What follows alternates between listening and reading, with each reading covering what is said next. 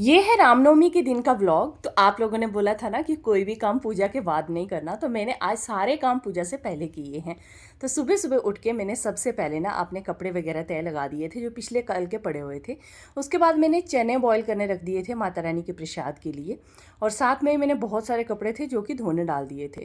मतलब कंजक पूजन के बाद भी ना ये सारे काम नहीं करने होते हैं, कोई भी शुभ काम हो उसके बाद ये काम नहीं करने होते। चने मैंने यहाँ पे बॉईल करने रखे हुए हैं, तो चने में सीटी आ रही है, लेकिन मैं चेक कर रही थी कि साइड से कहीं ना हवा ना निकल रही हो। अब ये पिछले कल के इतने सारे कपड़े थे, सारे सुबह सुबह उठ के सबसे पहले मैंने तय लगाए। और आज का टाइम सिर्फ 10 बजे से पहले का ही है कंजक पूजन का, तो मैं सारे ही काम उससे पहले ही फिनिश करने हैं। तो मैं सुबह बहुत जल्दी उठ गई थी, मतलब 4:30 पौने 5 बजे मैं उठ गई थी और उसके बाद मैं सारे काम करने स्टार्ट हो गई थी। और आज मैं अपने ससुराल भी जा रही हूँ, तो उसके लिए मैंने अपने बैग वगैरह निकाल दिए हैं। मतलब अभी छुट्टी ली है और कुछ दिनों के लिए हम लोग जा रहे हैं, तो यहाँ पे बैग वगैरह मैंने निकाल दिए थे ट्रंक से और ट्रंक को बंद कर दिया। तो जो जो बैग लेने थे वो मैंने निकाल दिए हैं, और क्योंकि ये काम भी मुझे साथ साथ में करने हैं। उसके बाद मैंने ये सूट निकाल दिया था। आज पहले नवरात्रे में भी मैंने मम्मी का दिया हुआ यही सूट पहना था, और आज मैंने फिर से यही सूट पहना है कन्या पूजन वाले दिन भी। तो यहाँ पे मैंने कपड़े धोने लगाए हुए थे, तो वो साथ साथ में मेरे कपड़े भी धुलते जा रहे थे और साथ साथ में ही मेरा बाकी का काम भी चल रहा था। मतलब एक काम को टाइम दो बाकी छोड़ दो ना, तो फिर तो काम ख़त्म करना मुश्किल हो जाता है। तो सब चीज़ें एक साथ चल रही होती हैं, कपड़े भी, खाना भी, बाकी सब काम। तो अब मैं चली जा रही हूँ नहाने के लिए। नहाने के बाद मैं आ गई थी किचन में, और अब मेरा चलता है प्रसाद बनाने का काम। तो यहाँ पे सबसे पहले घी डाल दिया और कुछ ड्राई फ्रूट्स मैंने जो है वो फ्राई कर लिए थे सबसे पहले। और ड्राई फ्रूट फ्राई करने के बाद मैंने यहाँ सूजी वगैरह डाल दी। बस हलवा बनाना है मुझे, और साथ में मेरे को चना बनाना है, और साथ में पूड़ी बनानी है। तो ये सब चीज़ें बनाने के लिए एक एक करके मैं सब चीज़ें बनाती जा रही थी। टाइम थोड़ा ज़्यादा हो गया था क्योंकि सुबह में ना कुछ और बहुत ज़्यादा काम हो गए थे, तो टाइम थोड़ा ज़्यादा हो गया था। फिर भी अभी 7:30 तक का ही टाइम था, मैंने कहा मैं बना ही दूँगी, अभी काफ़ी टाइम है। तो यहाँ पे मैं थोड़ा घी और डाला और अच्छे से, मतलब आज मैंने पता है एक चीज़ की है, क्योंकि मैंने ना अपनी चाची को इस तरह से ना वाइट हलवा बनाते देखा था। और मैंने यहाँ पे अपनी एक फ्रेंड है उसको ये वाइट हलवा बनाते देखा, तो मुझे ना वाइट हलवे का टेस्ट ना बहुत अच्छा लगता है। मतलब जो ब्राउन होता है उसका भी टेस्ट बहुत अच्छा होता है, लेकिन वाइट का ना थोड़ा सा ऐसे मतलब स्टिकी स्टिकी टेस्ट आता है, बहुत ज़्यादा टेस्टी लगता है। तो मैंने इस बार ट्राई किया कि मैं भी वाइट हलवा बनाऊंगी। तो सूजी जैसे अच्छी पक गई थी, पूरा घी रिलीज़ हो गया था, उसके बाद ही मैंने पानी डाला था और साथ में ड्राई फ्रूट डाल दिए थे। एक कमेंट आया था मेरे को कि ना हलवा आपका कच्चा कच्चा लग रहा है, लेकिन कच्चा नहीं है हलवा, सूजी पूरी तरह से पक चुकी थी। पूरा ऑयल, मतलब सॉरी जो घी है, मैं ऑयल बोलती रहती हूँ, घी जो पूरा रिलीज़ हो गया था। लेकिन ऐसा कुछ नहीं है, कच्चा नहीं था, बट ये है कि उसका मैंने कलर ज़्यादा डार्क नहीं किया। कोई भी चीज़ हम पकाते हैं ना, वो जैसे घी रिलीज़ हो जाए तो वो पूरा पक जाता है, लेकिन उसके बाद हमारी चॉइस होती है हम उसको उतने में ही पका लें या फिर उसको थोड़ा सा डार्क करके फिर उसके बाद उसमें डालें पानी वगैरह। तो ये है इसका। तो मेरा हलवा बहुत अच्छे से यहाँ बन गया था। दूसरी तरफ मैंने चने को तड़का लगा दिया था, जस्ट बेसिक सूखे खड़े मसाले डाल के, और उसके बाद मैंने कुछ रेगुलर मसाले डाल दिए, और उसके बाद मैंने चने डाल दिए। बस ये हमारी जो है चने भी बन गए थे। और अब आ गई यहाँ पे पूरी बनाने की बारी। तो मैंने एक प्लेट में थोड़ा सा तेल डाला, उसी में मैंने छोटे छोटे से बॉल बना के डालती गई आटे के, और फिर इनको मैं इस तरह से बेल के एक प्लेट में रखती गई।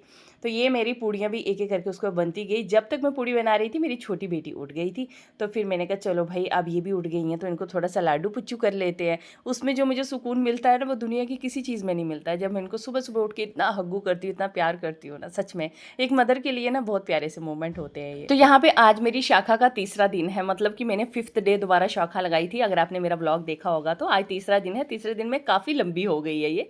और अभी मैं यहाँ पे ना, जहाँ मैंने कंजक पूजन करनी है वहाँ पे पोछा लगा रही हूँ, ताकि ये अच्छे से क्लीन हो जाए, और फिर उसके बाद मैं कंजक पूजन करूँगी। क्योंकि मैंने बाकी तो काम कर लिए थे, लेकिन एक यही काम मेरा रह गया था। अब यहाँ मेरा प्रसाद जो है सारा बन के हो चुका है तैयार। कंजकें भी आ चुकी हैं कुछ कुछ, और कुछ और आने वाली हैं। तो मैं अभी बस पूरी प्रिपरेशन में लगी हुई हूँ। तो ये मैंने स्टील की प्लेट्स लाई थी, और इनको भी पहले मैंने रैपर से निकालना ही भूल गई, और अभी जैसे सब आ गए तो उसके बाद मैंने इनको जल्दी जल्दी निकाला, पहले वॉश किया, कपड़े से ड्राई किया, और चलिए अब जल्दी जल्दी प्रसाद डालते जाते हैं और बच्चों को देते जाते हैं। तो बहुत अच्छा लगता है जब हम पूरा 9 डेज़ का फास्ट करके और एक अच्छे तरीके से ना पूरा अपना वो करते हैं ना, तो बहुत अच्छा सा फील आता है कि भाई माता रानी बहुत खुश हैं, सब बहुत अच्छे से हुआ। ये एक मतलब अच्छा होता है, अपने आप में अच्छा फील आता है। और मैंने ये शादी के बाद आई थिंक दूसरी बार मैंने पूरे व्रत रखे हैं। हर बार कुछ ना कुछ ऐसा हो जाता था ना कि मैं व्रत नहीं रख पाती थी, बट इस बार मेरा सब सही चल रहा था तो मैंने सोचा नहीं, मुझे इस बार रखने ही रखने हैं। तो मैंने रख दिए इस बार व्रत। अखंड ज्योत भी जली थी, तो बहुत अच्छा सा एक मतलब टाइम मेरा ये 9 डेज़ जो है ना बहुत अच्छे से गए हैं मेरे। तो यहाँ पे मैंने प्रसाद डाल दिया है सारी कंजकों के लिए। तो जल्दी से मैं कंजकें दे देती हूँ क्योंकि शाम के टाइम पे हमें हमारी ट्रेन भी है, तो उससे पहले पहले ही सारे काम करने हैं। तो शाम के लिए मुझे बाकी की प्रिपरेशन भी करनी है, तो यहाँ पे पतिदेव भी पूरी हेल्प कर रहे हैं, साथ साथ में वो भी लाते जा रहे हैं। और सारी कंजकों को मैंने प्रसाद दे दिया। कुछ कंजकें स्कूल चली गई थी, आज उनके पेपर थे, तो उनके लिए मैंने अलग प्लेट्स में डाल के रख दिया है, वो भी दे दूँगी मैं उनको। और यहाँ पे एक भैया थे जो बाहर ना आए थे, तो मैं ऐसे बस जो जो मेरे को मिल रहा था मैं सबको प्रसाद देती जा रही थी। अब बच्चे तो खा के चले गए, अब मैंने जल्दी जल्दी से प्लेट्स उठाई। बाकी भी जिन जिन को मुझे प्रसाद देना था मैंने सबको दे दिया। और उसके बाद आती है बारी शाखा विसर्जन की। तो शाखा मैंने यहाँ पे अच्छे से जो है चुन्नी डाल दी थी और धूप वगैरह जला के फिर मैं चली गई थी अपनी छोटी बेटी के साथ मंदिर में। यहाँ पास में एक मंदिर है, वहाँ चली गई थी। और पानी मैंने एक बड़ा सा पतीला भर लिया था।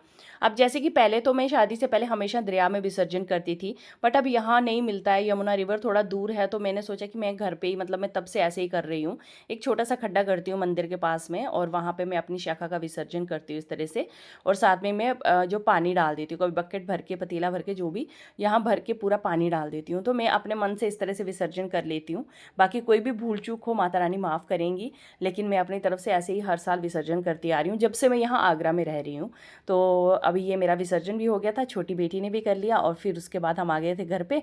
तो अब मैंने सोचा जल्दी से प्रसाद खा लेती हूँ और फिर उसके बाद लगती हूँ आगे के काम में, क्योंकि मुझे पैकिंग करनी है, बच्चों के कपड़े, अपने कपड़े, बहुत ज़्यादा काम हो जाता है। और शाम को 5:30 बजे की ट्रेन भी है हमारी। चलिए फिर मिलते हैं नए व्लॉग में।